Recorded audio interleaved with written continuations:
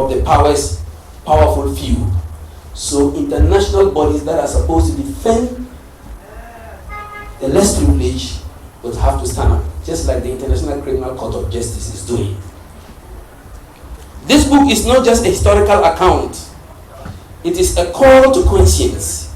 It is a reminder that in every generation there are those who choose to stand for justice, even when it is not convenient. And I believe in me, myself, and in every human endeavor, justice is what we need now for the Palestinians. Struggle for Palestine is not a religious conflict. It is not a Muslim conflict versus Jews. It is a struggle for land, from what I've read. It is a struggle for dignity. It is a struggle for self-determination. It is the same struggle that we, Africans, wage against colonial rule.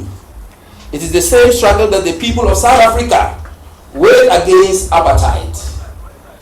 And history has shown us that no amount of military force, just like the ambassador said, no amount of propaganda, and no amount of political maneuvering can suppress the will of a people determined to be free.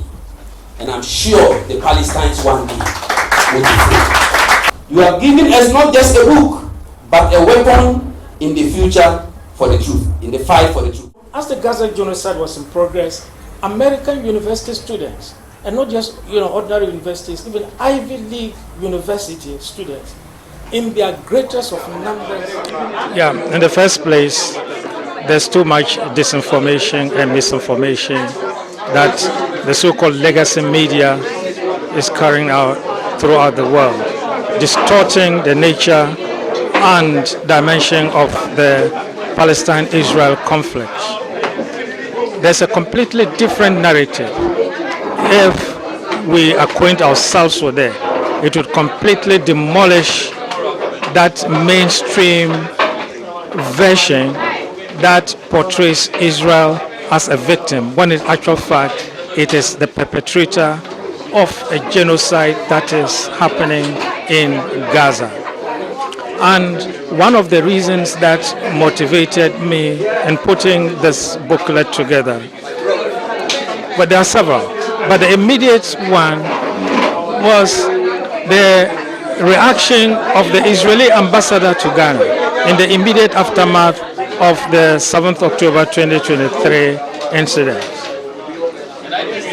She hopped from one media house to another, spewing the Israeli narrative, which completely was at variance with the facts, the reality that actually happened. And unfortunately, the media houses that she went to, the journalists who engaged her did not ask the right questions. Either they were not adequately prepared for it, or it may have been deliberate. I don't know, but I want to give them the benefit of the doubt. Okay. So it's important to put out the information out there, to give a historical background to the creation of Israel, which is actually a colonial outpost.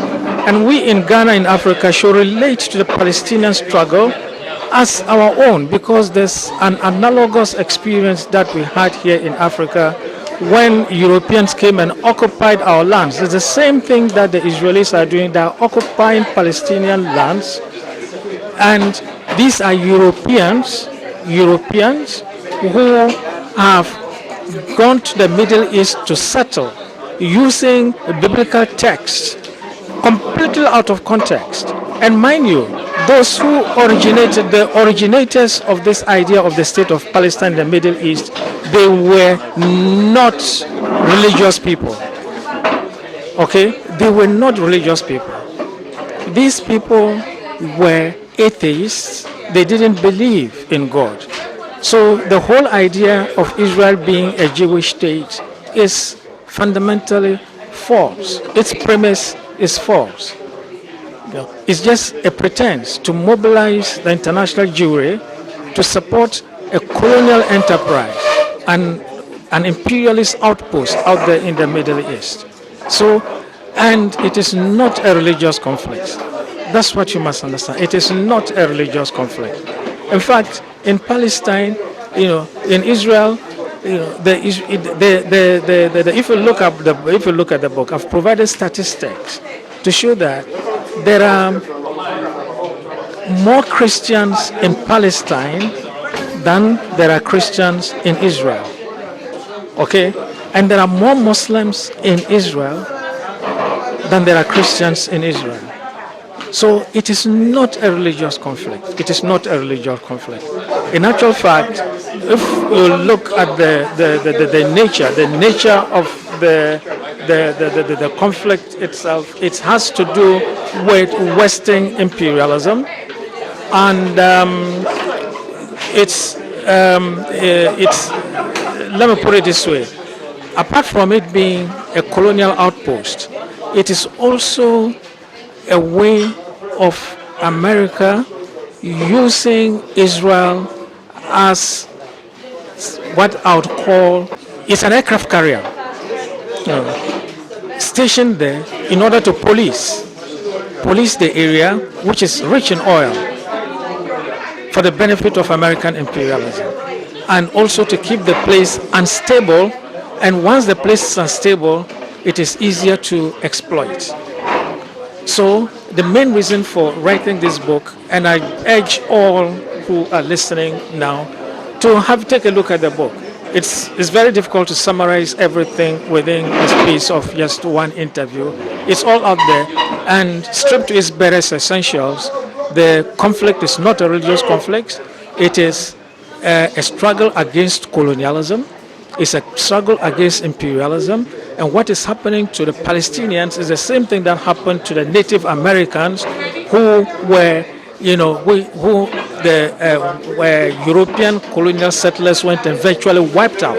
It happened to the indigenous Americans in America, in Canada, in Australia, in New Zealand, and it nearly happened in Africa as well, but for the successful independence struggle that was waged. The most recent example is the South African one. They should listen less to CNN, listen less to BBC.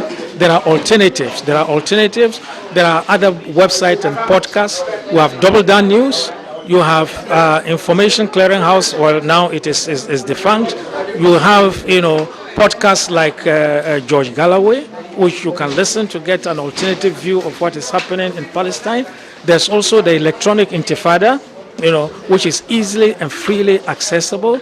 There is also individual podcasters who are giving a completely alternative narrative to what is happening, in Gaza. So listen less to CNN, listen less to BBC, and tilt more towards the alternative media, just some of which I have just mentioned. And by the way, it's also important to look to other, media outlets like RT, that's RT, and then Sputnik.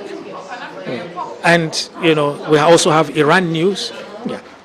Yeah, they may have their own, inclinations, but it's important for us to weigh, if it is true that we need to hear all sides of the story, then let's listen to all of them and use our own intelligence and weigh, and it would help us move towards a closer approximation of the truth, instead of just concentrating on the so-called mainstream media. When in actual fact, it's possible to look at alternative media. It's out there. You don't need to be present there, but at least use your training, get the various views, synthesize them, and try to educate your public by bringing out all sides of the story and not what CNN and BBC are telling us.